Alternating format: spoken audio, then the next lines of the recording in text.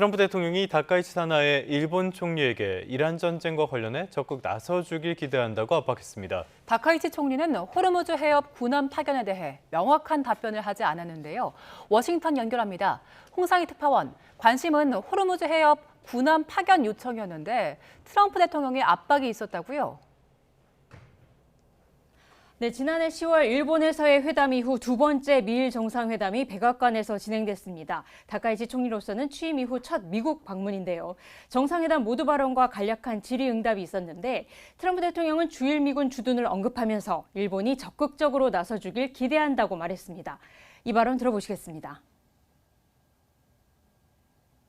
Look, I expect Japan to step up because, we have that kind of relationship, and we step up for Japan. We have 45,000 soldiers in Japan.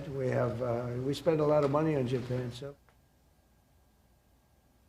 또 일본이 석유의 90% 이상을 호르무즈 해협을 통해 들여오고 있고 미국이 해협을 방어하고 있다며 일본이 나서야 한다고 강조했습니다.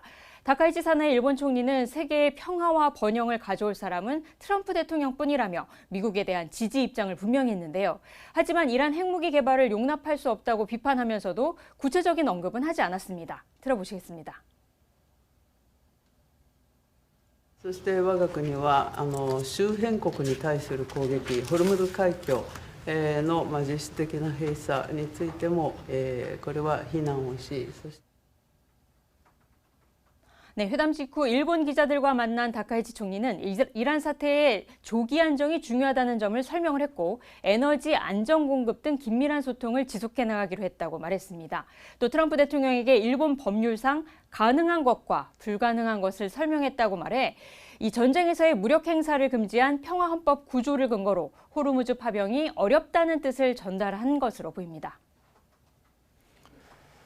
네, 트럼프가 이제는 국제 에너지 가격 급등에도 신경을 쓰는 것 같습니다. 어떤 발언이 있었습니까? 네, 이스라엘의 이란 가스전 공격으로 국제 에너지 가격이 불안해지자 이 트럼프 대통령도 관리에 나선 모습을 보였습니다. 베냐민 네타냐후 이스라엘 총리에게 이란 가스전을 추가 공격하지 말라고 요청했고 네타냐후 총리도 동의했다고 말했습니다. 또 에너지 가격을 유지하기 위해 필요한 모든 일을 할 거라면서 이란의 하르그 섬도 언제든지 제거할 수 있지만 가스관과 송유관은 파괴하지 않았다는 점을 부각했습니다. 또 이란의 지상군도 파병하지 않을 거라고 선을 그었는데요. 이 발언 들어보시겠습니다. No, I'm not putting troops anywhere. If I were, I certainly wouldn't tell you, but I'm not putting troops. 네, 트럼프 대통령은 이란은 중동과 세계의 심각한 위협이라며 이번 군사작전으로 유가가 오르고 경제가 조금 나빠질 거로 생각을 했지만 전쟁은 곧 끝날 거라고 강조했습니다. 대이란 군사작전을 동맹국에게 왜 미리 알리지 않았느냐는 일본 기자의 질문도 있었는데요. 일본보다 기습 공격에 대해 더 잘 아는 나라는 없을 거라며 지난 1941년 진주만 공습 당시 일본은 왜 미리 알려주지 않았냐고 되물었습니다. 다카이치 총리는 이 발언에 대해 별다른 반응을 하지 않았습니다. 네, 네타냐후 이스라엘 총리는 기자회견에서 이란이 우라늄 농축 그리고 미사일 제조 능력을 상실했다 이렇게 말했다고요. 네, 네타냐후 이스라엘 총리가 기자회견에서 대이란 군사 공격으로 이란이 핵 연료를 농축하거나 미사일을 생산할 수 없는 상태가 됐다고 말했습니다. 이란 전쟁이 생각보다 빨리 끝날 수 있다며 한 발언인데요. 들어보시겠습니다. וכבר עכשיו, לאחר 20 יום, אני יכול לבשר לכם, לאיראן אין היום אפשרות להעשיר אורניום, ואין לה אפשרות לייצר טילים בליסטיים.